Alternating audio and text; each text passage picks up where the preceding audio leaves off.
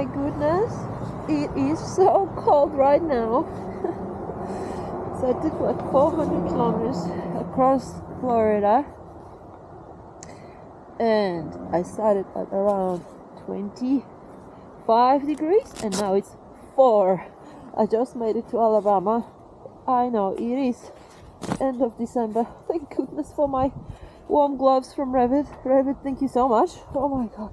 And I have heated vest, like a liner. I don't know if you can, like, I've got a cable here. I connected myself.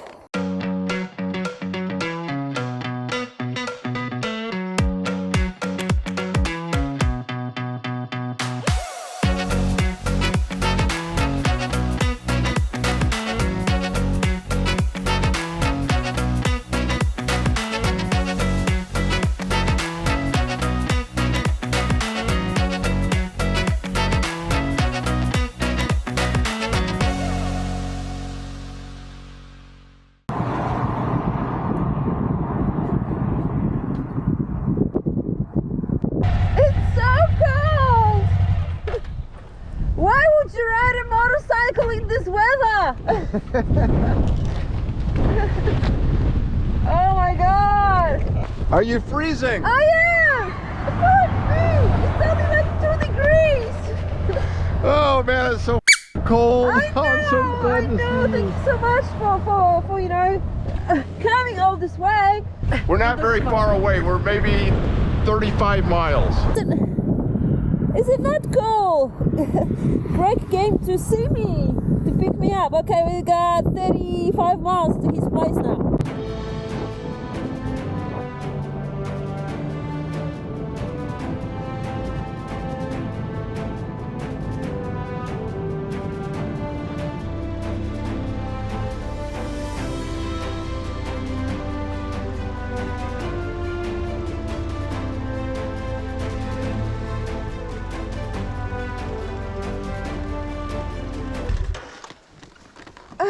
We made it!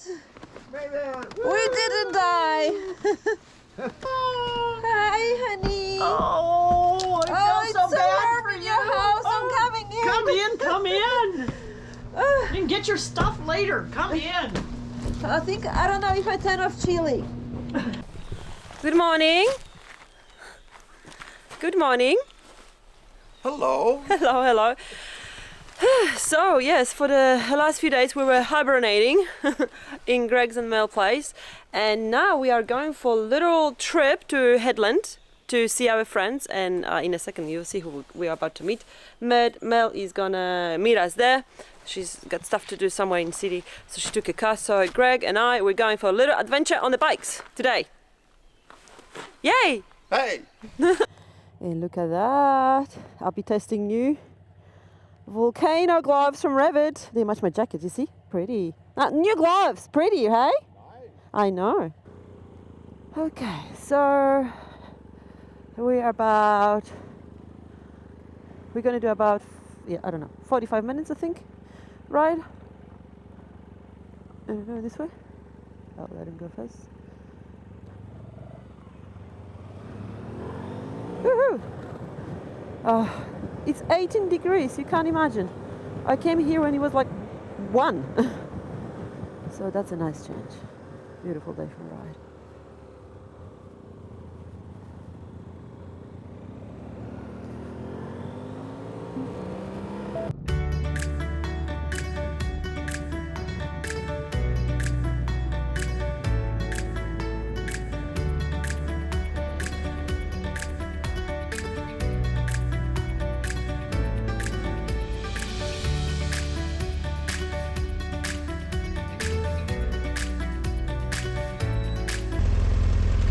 Oh wow, that's a big place.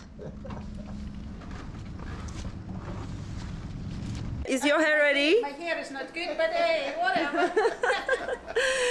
And we made it to Doug's and Polly's place. So, Doug and Polly are owners of very legendary Motocamp Bulgaria, and I met Polly in 2017 when I was crossing through Bulgaria on my round-the-world trip. I've never met Doug.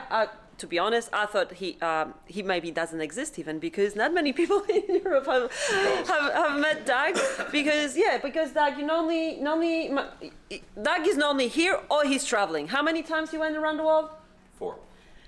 4. Yes, and Polly is looking after the Motocamp. So you here half of the year here, half of the year in Europe, running the business.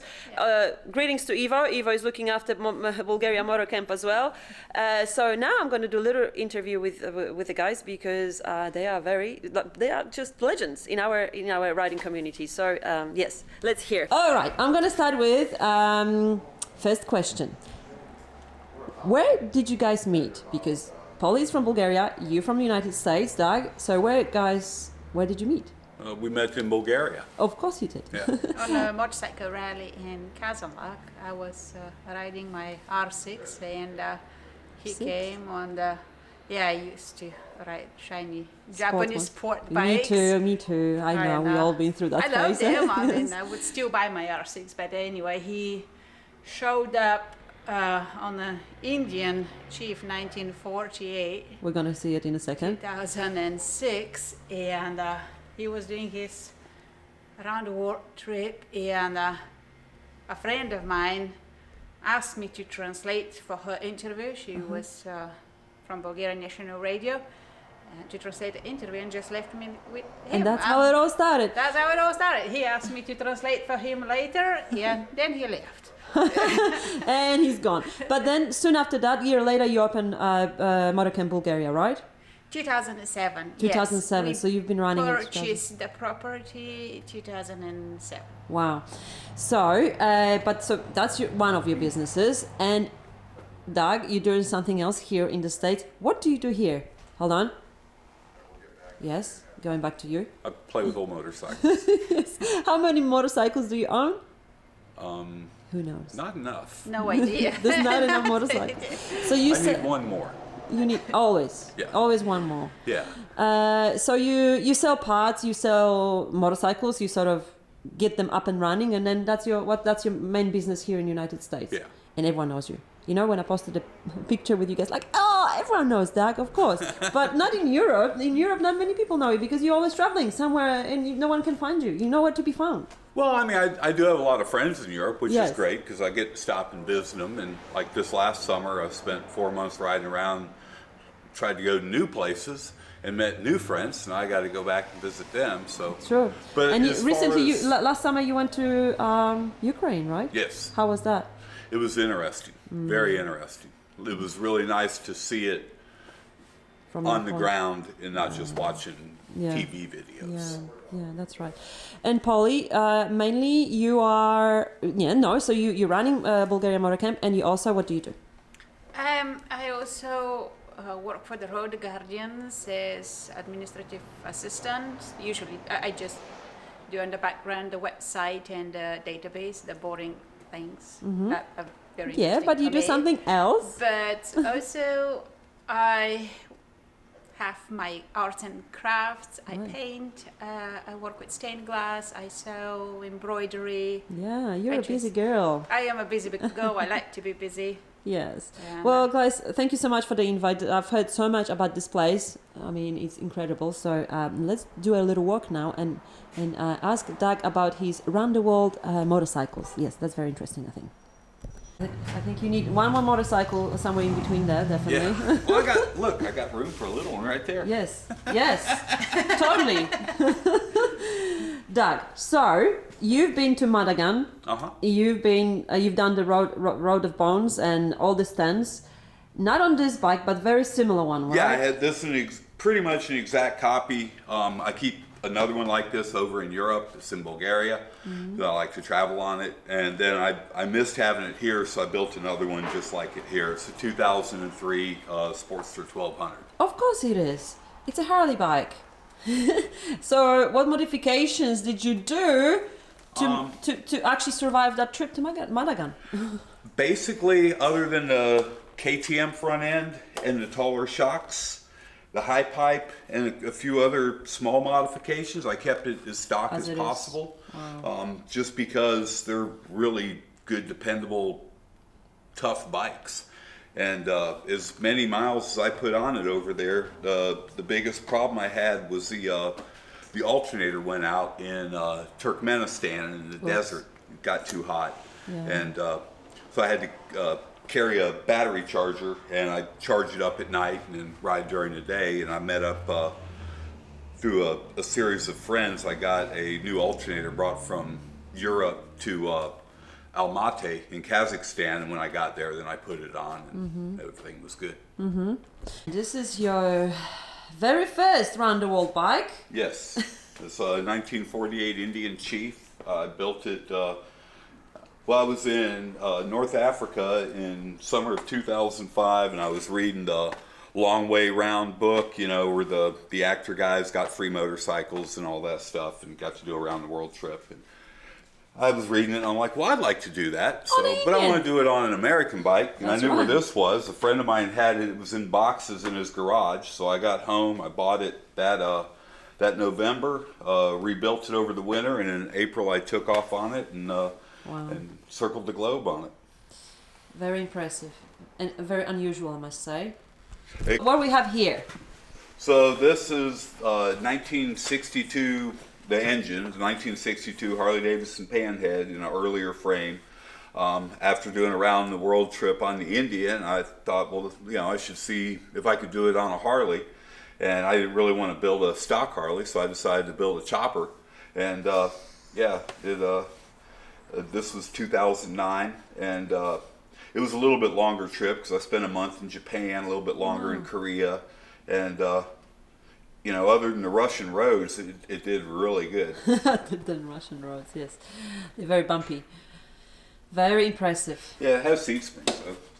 And this is how you travel around the world, like, just to settle bikes? Pretty much just like this. I had a tank bag on it, but yeah, and then as I travel, people give me patches, and I'd sew them on there. It's just got patches on it from all over the place, different bike clubs and things like that. Ollie, it's your turn. Tell us about your bikes. So, every now and then when I have time, I travel as well. I love traveling. I'm not blogging or posting too much about my trips. I just travel for myself. Awesome. But I also work with my bike. 2014, I participated as a support team for number 88, which is the quad key, for the biggest cross-country endurance run. It's pretty much a race for 100-year-old motorcycles. Wow! So he was a racer.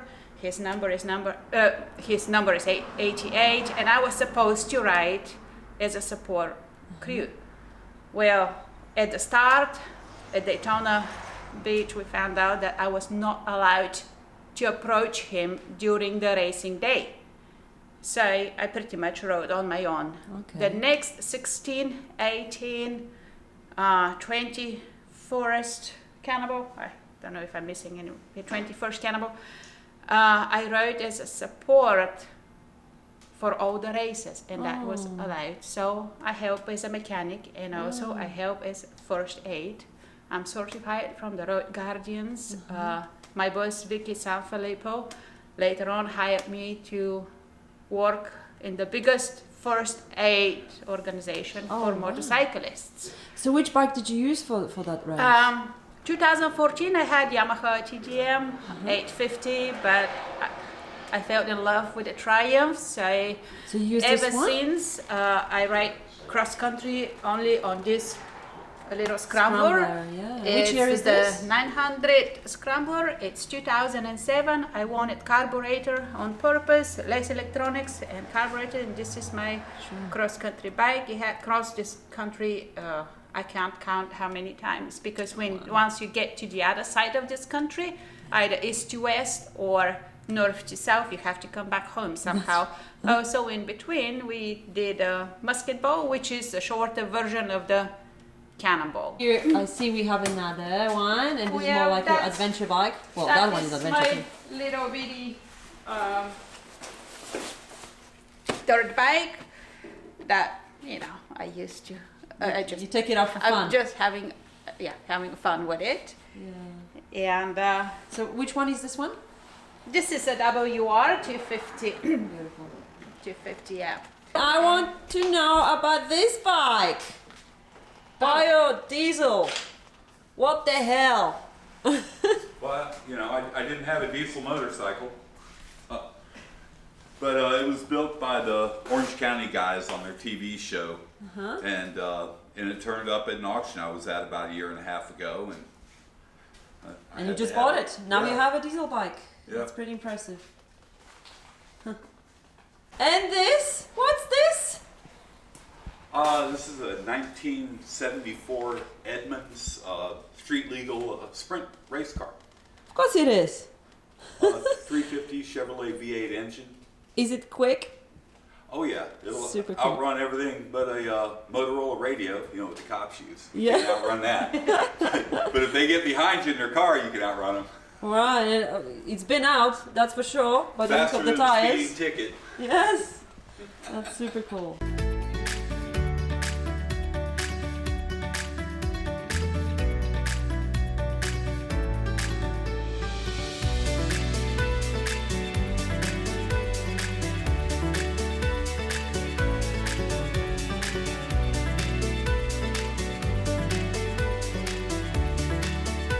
Yes, Vogue. Please, Vogue.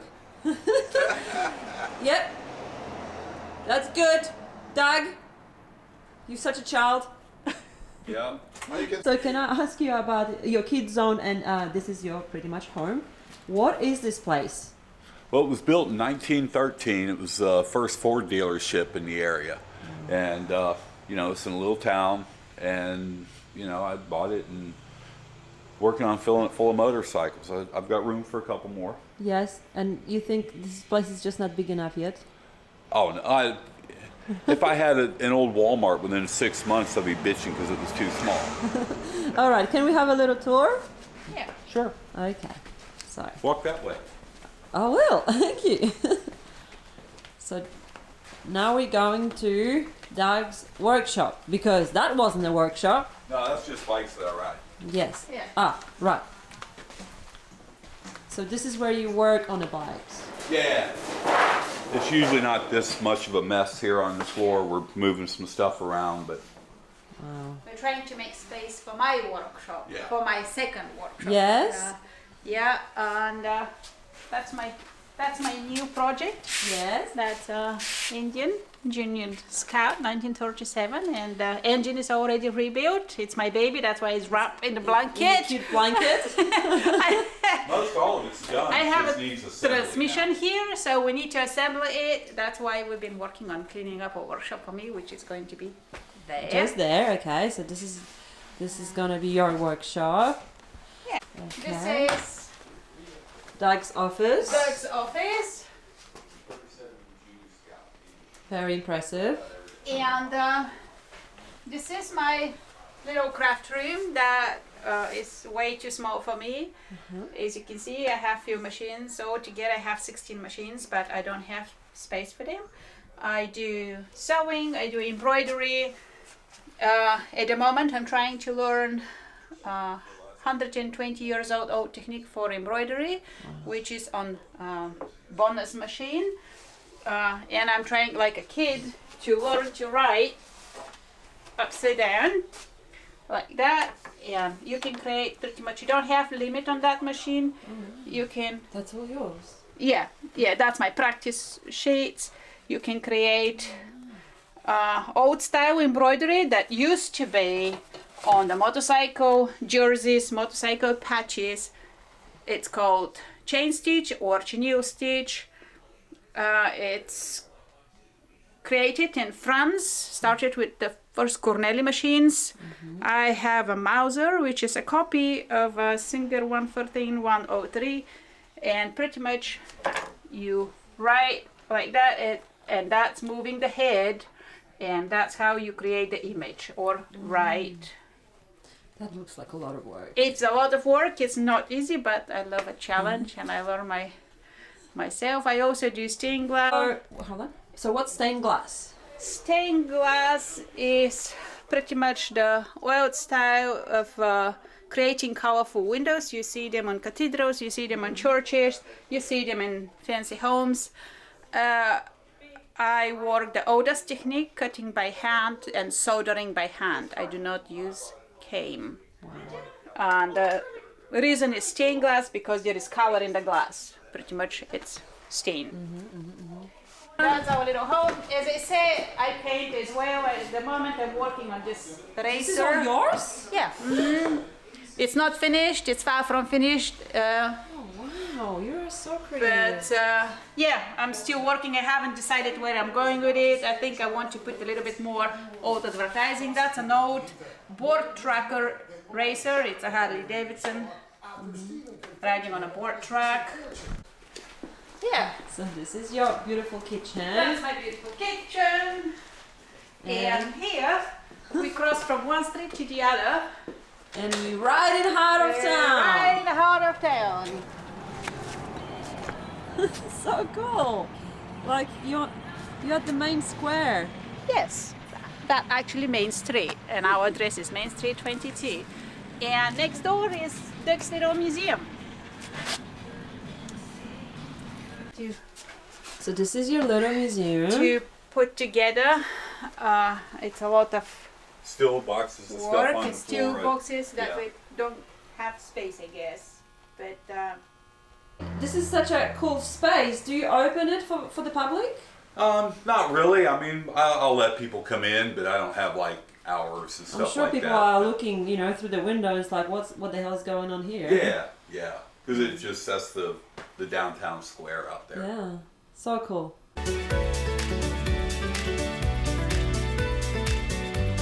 Oh, I'm going. there you go. There we go. Oh, you look great. Okay, okay, ready?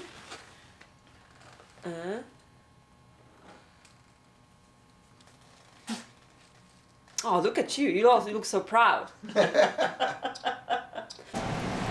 And now it's lunchtime. What are we doing for lunch? We're going to the bakery for Cuban sandwich. Cuban sandwich. Recording. All the way across the road.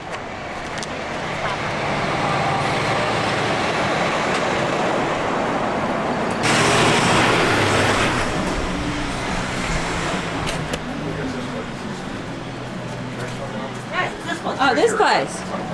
The bean. Looks good. Thank you. What are we having now, Mel? Look at this. Here come the sandwiches. Here's the rest. Cuban sandwiches. We're having Cuban sandwiches. That looks really nice. And you having what, Mel? I'm having a Reuben. Reuben. Enjoy your meal. Lovely. Bye for now. That looks wonderful.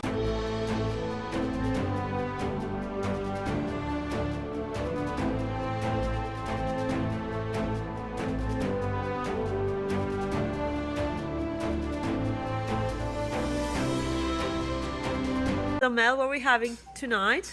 We're having prime rib, steamed asparagus, horseradish mashed potatoes, and Russian salad. Russian salad all the way from Bulgaria. All the way from Bulgaria. Thank you. Enjoy.